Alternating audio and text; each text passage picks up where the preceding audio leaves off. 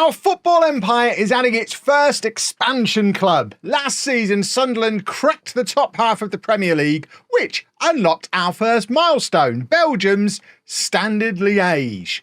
So today is all about me trying to figure out the mechanics of actually doing multi-club management, which is more complicated than I anticipated. We've got transfers to make, players to move around between the clubs, and 2 entire squads to prepare for next season. And we're not planning on stopping with just 2 clubs. We're still working towards all of these early stage milestones to keep the empire growing.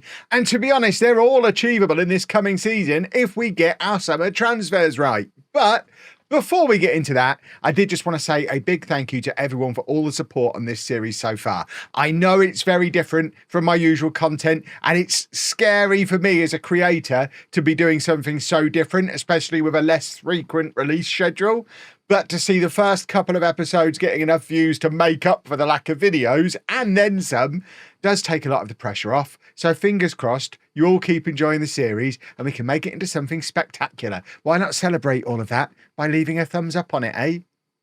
A lovely old thumbs up. But enough of all that, let's get into the football manager. And of course, we all know that Sunderland finished 8th last season, which did unlock Standard Liège. We're not going to worry about all of this stuff. We are quite happy with that stuff, though, and we've certainly got some plans for these boys for next season. But those boys are not the boys that we're worrying about at the moment, because we have new boys to go and play with, because we are now at Standard Liège, who will eventually be officially brought into the empire properly. I need to figure out how to actually do that, because at the moment, as you can see, we're not in. This is why I've got the editor on, so that I can add them in properly. So expect to see them playing in Sunderland kits soon. Yeah, we're going whole hog. Everyone's going to play in the same kits. But with that not actually added on yet, the immediate first thing that it seems we need to do here at Standard Liège is sort out the finances, which, to be fair, joining the empire will take care of a big part of that, because Sunderland are going to pay each year to be part of the club. So although there's no money in the kitty currently, and there's a net debt of 30 million, and the wage budget is, I mean, this is ridiculous. A wage budget of 62,000, and we're spending well over, I've not even done a transfer yet. We're spending 156,000 a week. We are massively overspending on our wage budget. So I suspect one of the first orders of business is going to be buying some of these players with Sunderland to sort out the financial problem. We are going to get straight into shenanigans at the deep end. And to be honest, it's been a miserable season for Standard Liège, finishing down in 11th place. In my mind, Standard Liège are a big club. They were runners-up in the UEFA Cup back in 1982, the year one of the greatest humans in history was born. We won't mention who, but someone pretty special was born that year. 10 times Belgian league winners, although they've not won the league for 15 years now. I love the fact there's a cup called the Crocky Cup. I imagine it's sponsored by a massive crocodile. Crocky's a brand of some kind, isn't it? That does. Is Crocky a crocodile? That's one of the things we need to find out. But yeah, we need to do some shenanigans. So without further ado, I'm going to get started on some shenanigans. I'm going to work out how to bring Standard Liège properly into the empire, and then we'll start rampantly cheating by buying all of their rubbish players for £30 million each. Well, here you go. The cheating has begun.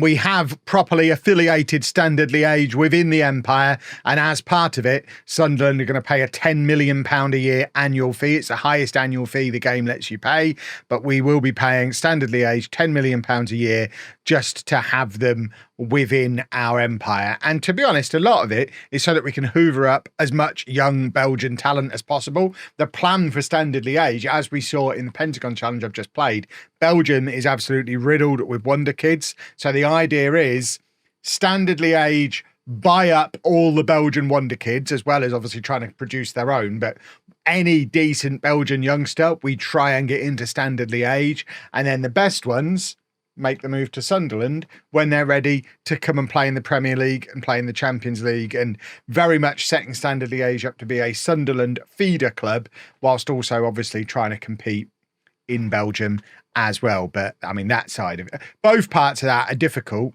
if we don't have any money. So I am hoping that at some point that £10 million does get paid, because it hasn't been yet, and we could really do with it coming through. One other thing though, there has been a development. The development is this. Sunderland qualified for the Conference League last year. We've only just had the confirmation through, so I don't think I'm a buffoon for missing it.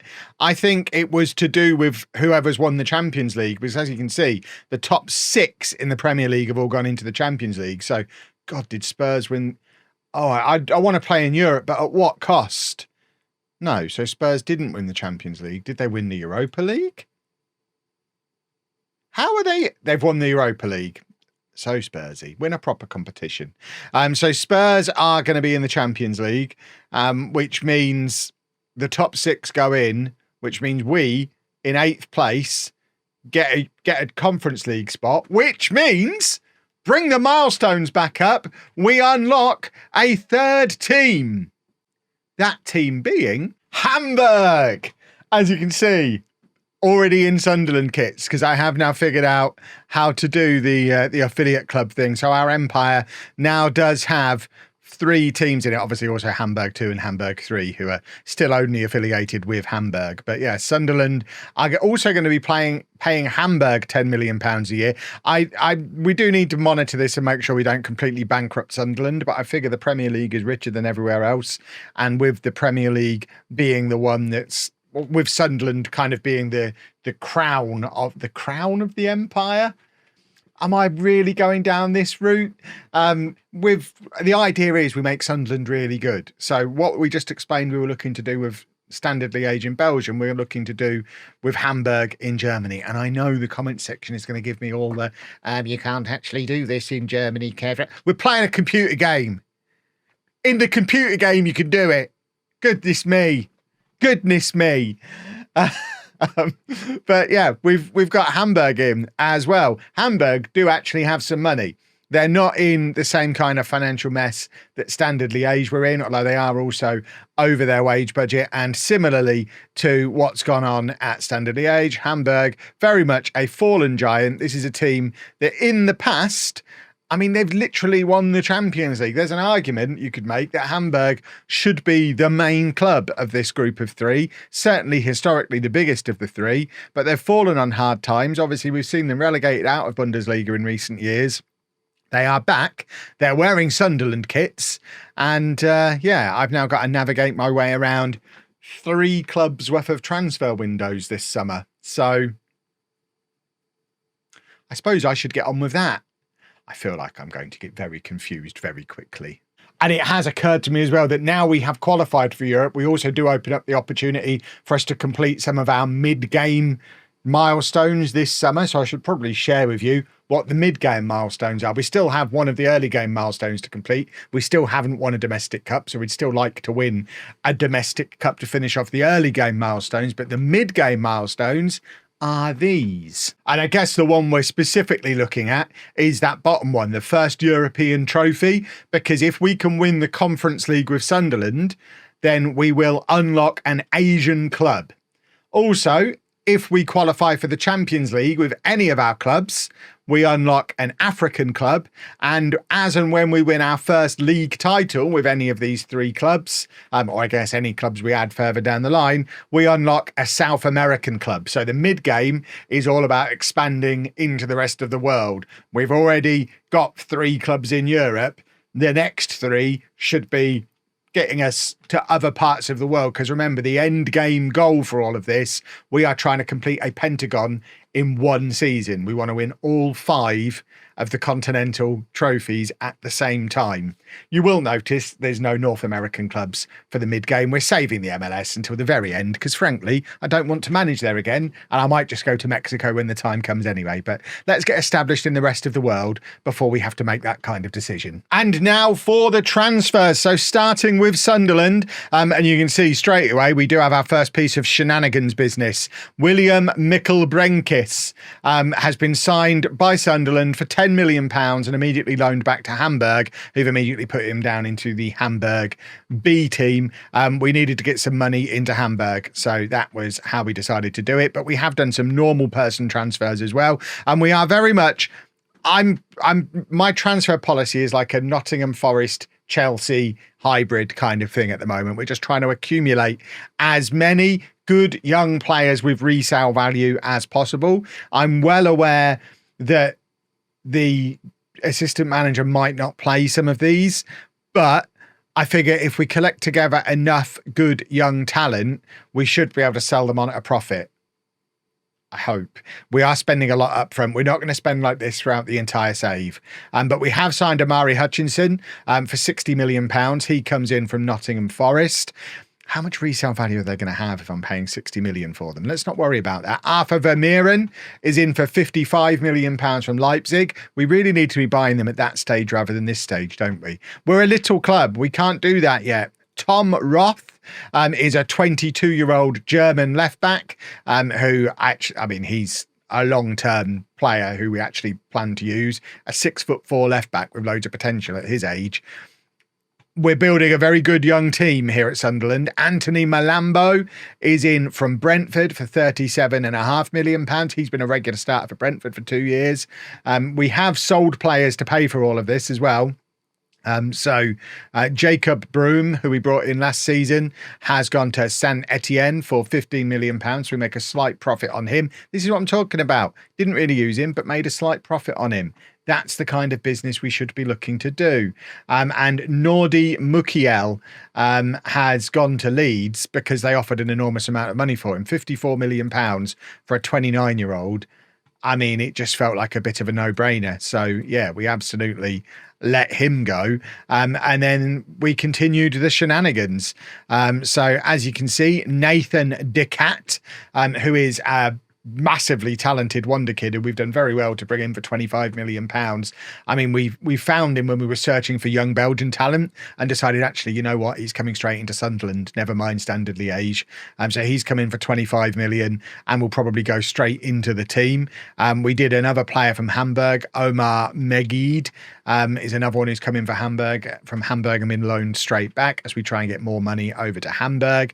Valentin Gomez is a centre-back / left-back that we brought in from Paris Saint-Germain, along with Jack Grealish on a free transfer. And I did make some mistakes here because Jack Grealish and Andreas Pereira were both signed with a view to loaning them straight out. But by the time they arrived, I'd already loaned too many players. I'm only allowed 6 players over the age of 22 out on loan at a time. So I had planned to send them both to Hamburg on loan, but couldn't. So that's a thing about multi-club ownership that I've learned straight away. You can only loan out 6 over 22 players. So I do have to be a little bit more particular about how I do that, because as you can see, we sent a load of fringies down to Standard Liège. So Standard Liège have benefited. We're stuck with Andreas Pereira. Jose da Costa, by the way, I love it when these guys pop up. Didn't have a club, was available on a free transfer, didn't have a club, 16 years old, already 6'4" with 5-star potential. I don't understand how and where these happen, and I only find them every 4 or 5 saves. But when you do, what a signing. Future Premier League player. He's already a decent Championship player at 2 stars. He's got 5-star potential at 16, and he's 6'4" already. How big is he going to end up being? Very happy with that signing. Mark Bernal has come in from Barcelona for 20 million and immediately been loaned out to Hamburg to get some match experience because he's not going to get in our team ahead of the likes of Vermeeren currently. Matteo Dams, another Belgian. We love a Belgian round here, £65 million in from Al Ali. And then we brought in a couple of loanee right backs because we sold Mukiel. So Connor Bradley and Aaron Wan-Bissaka have come in on loan for the season, both on season-long loans. Freddie Woodman has come in as an English third-choice goalkeeper for us. Thinking in terms of European registration. Endrick is in on loan for the season from Real Madrid because why not loan Endrick when the opportunity presents itself? And Michael Coyote has come in from Brentford. £75 million is a lot, but we didn't have a right back. I know we loaned 2 in, but I wanted a forever right back. And then we continued to sell. It looks like we've spent a stupid amount of money, but we've actually sold a lot of players as well. Remember, we'd already sold Mukiel before this, so we've sold over £200 million worth of players this summer. So Alderete goes to Leeds. We've started loaning out our fringe players to Hamburg and Standard Liège within the network, and then just started selling off more of our fringe players. I mean, 22 million for Daniel Ballard. It's mad, some of the transfer fees we've been able to get, and it has allowed us to do the kind of shenanigans business that we've done. Habib Diarra, £22 million for him to go to Porto. Chemline, we've actually sold to Hamburg. So there's been certainly some shenanigans between us and Hamburg this summer. We've done 2 of these £10 million transfers to give them some money so that they could then buy this guy off of us, who we'd bought the summer before. So he's gone to Hamburg, and then Tri Hume has gone to Brighton for £30 million. All of that means our best 11 here at Sunderland now looks like that. That is a team that could potentially qualify for the Champions League, I think. I mean, there's not really much of a weakness. I guess maybe central midfield, Granit Xhaka and Dan Neil, you could probably upgrade there, but you could easily put Baturina there and put Jack Grealish on that wing. Or you've got, I mean, Adingra could come back in on that wing. You've still got Emega to go up front, who scored all those goals a couple of years ago. We have got some decent strength in depth. We just need the assistant manager to actually pick the right team, which is easier said than done. It does worry me that Arthur Vermeeren, who we spent all that money on, not even on the bench. Yikes. And then we have Hamburg, who, as you can see, we are spending lots of money on wages because we've brought in lots of players. £40 million of players have left, £72 million of players have come in. Yeah, none of the transfers counted on the season before, but look at the amount of players we've sent on loan to Standard Liège. No limits here, like we have with Sunderland. We're only allowed to loan out 6. Hamburg, interestingly, Hamburg might be the club where we hoard our players, because at Hamburg there's no limit on squad registration. You can register a 99 player squad for the Bundesliga, and there doesn't seem to be a limit on the players you loan out. So it might actually be the place where we hoard our players and just bring them into Sunderland when we need them. But we obviously did have the seed money from Sunderland, the 2 £10 million sales early on, then started loaning out all of our fringe players to Standard Liège. And then we had a couple of actual proper sales towards the end of the window as we started to sell the likes of Yusuf Poulsen, who weren't going to fit in the team based on the players that we'd brought in. On those signings, don't worry about those 2. They were shenanigans signings. But we did sign some decent players. Yannick Keitel is in for £8 million from Stuttgart. We actually signed 3 players within a few days from Stuttgart. We absolutely raided Stuttgart. Noah Davic, 20-year-old German attacking midfielder, in from Stuttgart as well. And then we also took their goalkeeper, Daniel Peretz, 6'3", very big, meaty goalkeeper. That's what we're looking for. Timo Werner, one of my boys. Timo's in from Leipzig. Namdi Collins is in from Eintracht Frankfurt for £13 million. 6'3", German. I mean, this is exactly what you're looking for. Brajan Gruder is in from Brighton and already has a German cap at 23 years old. And again, potential for him to continue to improve as well. Benedict Gimba is in from Heidenheim, just as a little bit of extra cover at defensive midfield. One of my boys from Saves Gone By, Fieti Arp, Hamburg youngster who was sold to Bayern, didn't really work out for him there. He's done the rounds a little bit, ended up in Denmark, and I mean the Denmark lower leagues as well. Wowzers! Is that the lower league? No, it's not. I saw the number 3 and thought that was the lower leagues. It's not, is it? That's the sponsor of the league, I think. Either way, he's back from the wilderness, back at Hamburg. And then, of course, Mark Burnell we saw before coming in on loan from Sunderland. We also did a bit of shenanigans here with Talby, who we had been using at Sunderland. The game hasn't let me do this very much. I've tried to do this a couple of times. This was the only time I was able to get away with it, actually making an offer for a free transfer to move a player permanently. Normally at that point, the board of the selling club are like, actually, you needed X amount of money for this player. But for whatever reason with Talby, we were able to just move him to Hamburg for free. So we moved him to Hamburg for free. So that was a handy little transfer to be able to make. Then, of course, Chemline coming in from Sunderland for 15 million. And then right at the end, we got 6'4" Nelson Wiper, who comes in from Mainz. I think that is a very, very strong Hamburg team. If we look at the best 11 here, I mean, that is a revolutionised Hamburg team. Almost none of them were there when I first arrived. I think we've signed him.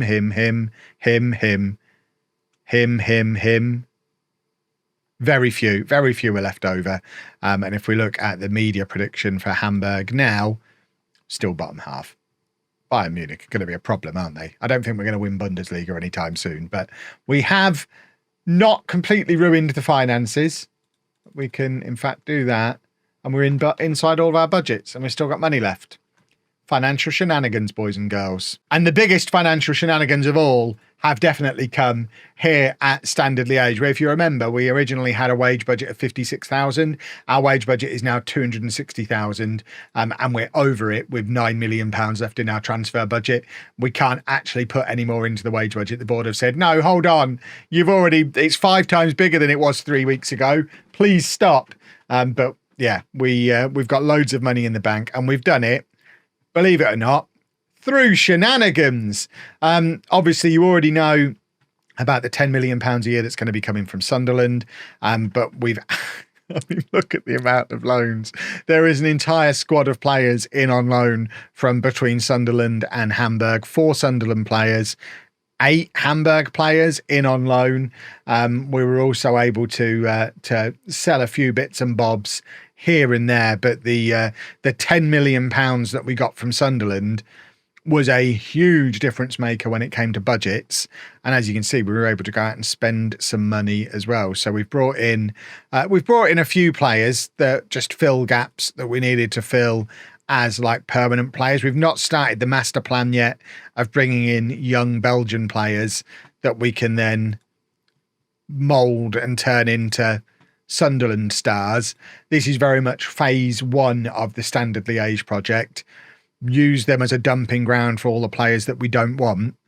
And actually, it turns them into quite a good team in Belgium because the Belgian league is quite weak. So the best 11 has got quite a few fringe players from other clubs in, like Robert Glatzel, for example, is a player who was at Hamburg and was barely featuring. I mean, he played 13 games last year, only scored 6 goals. He's gone to Standard Liège, has 7 goals from his first 6 appearances as a 33-year-old who's rejuvenated. So yeah, the team is very much starting to take shape. We're not expected to like go and win the league or anything, but we should finish top half this season, maybe get ourselves a little bit of a European qualification, and that would be super. All the while fixing the finances. There's money flowing in from Sunderland. There's money hopefully going to be flowing in from turning this into a player factory eventually. And of course, because it's Belgium, there's lots of players with lots of potential anyway. So there is the opportunity for further shenanigans. That was that transfer window across those 3 clubs took me about 8 hours. We better win the Premier League this year. And after all that, we've fallen back out of the top half of the table. Sunderland finishing in 11th place. I mean, there is an excuse for it, though. The excuse is, I was hoping there was going to be a trophy on there. Why do you see the trophy there? We were runners-up in the Carabao Cup, which if we'd have won that would have unlocked us another club. But we have won the Conference League, which does unlock us another club. I don't know why we can't see the trophy for that one. They're literally a licensed league within the game. I don't know why there's no trophy on there, but we have won the Conference League. And if you remember from our milestones from before, winning a European trophy of any flavour unlocks an Asian club for us. So we are going to add an Asian club, and we're going to add... I'll show you in a second. We'll carry on looking through this first. But yeah, league-wise, it looks like the form has been pretty grim at Sunderland. I mean, there's not been many wins. In fact, league wins, there hasn't been a league win since Bournemouth back in March. The only wins have been on this Conference League run. So That's utterly miserable. Obviously, losing in the Carabao Cup final is pretty miserable as well, because that would have been another opportunity to add a club by winning a domestic cup, but we're not able to do that. If we look at who the best players have been, oh my word, Resta's played 65 games. We're going to break that boy, aren't we? Yikes. Top goal scorer, though, was Emega again. He's back after a season. I mean, is he back? I guess he's back. He's not scoring goals for fun in the Premier League anymore. He only actually started 11 Premier League games. So he scored at more than a goal a start in the Premier League. I guess that's what happens when you bring Hendrick in on loan. Hendrick starting 24 Premier League games, only scoring 5 goals. I feel like my assistant manager needs to have a word with himself a little bit there. Harry Maguire getting 16 goals from centre-back as well. What a man. Harry Maguire is now 35 years old and still scoring all of the football goals. And then if we look at where the assists have come from, Baturina with 15, Xhaka with 13. I mean, he wants to leave, I think. Yeah, he wants to leave. Dan Neil is wanted. Granit Xhaka is upset. There's a lot of players here who potentially want out of the club, presumably because of how badly the season has gone. Pleased with what has been promised. What have I promised? Oh, that we'll finish in the top half of the table next year. Yeah, okay. I do remember promising that just before I saved the game. But yeah, it's not ideal, is it? I mean, I guess it's a first season in Europe, and this does happen from time to time. First season in Europe, you do struggle a little bit in the league, and the fact that we've played 65 games in all competitions, yeah, because he's played every single one of them. I just don't think there's been enough rotation. You've got players like Youssoufa Moukoko, who's only played 4 matches. We've played 65 matches as a club. He's played 4 of them. Amari Hutchison, we paid 60 million for him. He's only played 4 games. Arthur Vermeuren's only started 3 games. Bence Dardai, who we spent £22 million on, has not started a football match. I feel like there could have been a little bit more rotation, and we've probably suffered through not rotating. And I don't know how to force the assistant manager to rotate. I don't think there is a way. So I guess we just have to throw more and more players at the problem. But ultimately, we have won the Conference League, which means we are in the Europa League again next season. I think we do need to chill out a little bit on the old transfers, because we've run up quite the transfer debt, and we are overdrawn. And I mean, I guess we're not going to have much choice. We're not going to be given a huge budget for next season. So Sunderland, I guess we just need to probably sell a few of these players who now want to leave because we finished in the bottom half, and maybe do a little bit of a rebuild almost. But we are in the Europa League, and we did win the Conference League. So ultimately, a good season for a club like Sunderland. Also in the Europa League next season will be Hamburg. So we are going to have 2 teams in the same competition, finishing 5th in the league, which is a huge improvement from where we'd been previously. I mean, Glatzel scored some goals at Standard Liège, didn't he? Our top scorer was Wiper, who came in just around about deadline day, ended up getting 15 goals for us. Gruder also getting 11 goals. Timmy Werner getting 8 goals as well. So the goals nicely shared around. If we look at who our best player, I mean, Chris Rigg, in on loan from Sunderland. I mean, he did only play 6 games. See, that's not ideal. A player with his potential is supposed to come here and get game time. We send him to Standard Liège next year. We need him to get game time. But certainly some decent performances throughout the squad, and some serious money to spend. At some point, we might have to have a rethink about who the flagship team of this empire is, because Hamburg have got more money, have got a better league position, have probably got a more winnable league. And you can just as easily win the European Champions League with Hamburg as you can with Sunderland, if not a little easier. It's probably a bigger fan base as well. I mean, imagine that. If Hamburg end up taking over as the top team in the empire, anything is possible. And Standard Liège have won the league. So, I mean, fair enough. That unlocks another milestone. What does that give us? That unlocks a South American club for us. So we'll meet 2 new clubs before the end of the episode. But that's bananas. Standard Liège have won the Belgian league with a team of loanees. I mean, these are literally the rejects from Hamburg and Sunderland, and that's all it's taken. Robert Glatzel, now 34 years old, the greatest player ever to play in Belgium. But, I mean, someone like Max Meyer, I mean, he was rubbish. We just wanted him out of the way. To be fair, most of the loanees haven't actually been used a huge amount. Most of the better players have actually been standard Liège players. It's just Glatzel who's been in there scoring loads of goals. I think our general transfers were actually quite good. Did we win a cup as well? Wouldn't that be a thing if we've also won a cup? We did not. We didn't win the Crocky Cup, which is a little bit of a shame. I can't believe... I mean... that... Champions League qualification as well. Champions League qualification means unlocking an African club.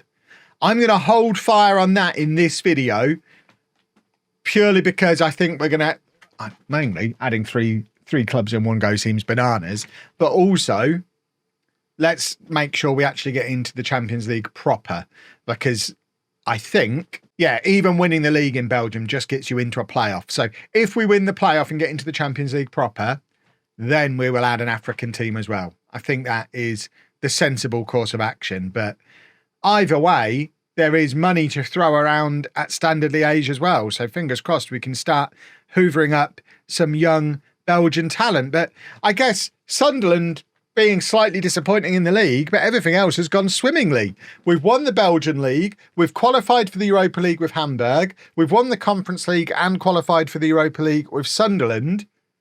All we need to do now is introduce you to our two new clubs, with them being Independiente in Argentina, who, I mean, both of these clubs, because they're on opposite seasons to us, we're taking them over mid-season. We're literally just holidaying them through to January, and we'll pick them up properly from January. But Independiente, doing really rather well down in Argentina. As you can see, I had nothing to do with that because, as we know from the Pentagon, the Argentinian league is a complicated little rascal, and splits into two halves. So yeah, I still don't fully understand how it works. Either way, they're doing quite well at the moment, and are obviously a team that we could potentially win a Copa Libertadores with, although they've not won a Copa Libertadores since 1984, not won the league in Argentina since 1989.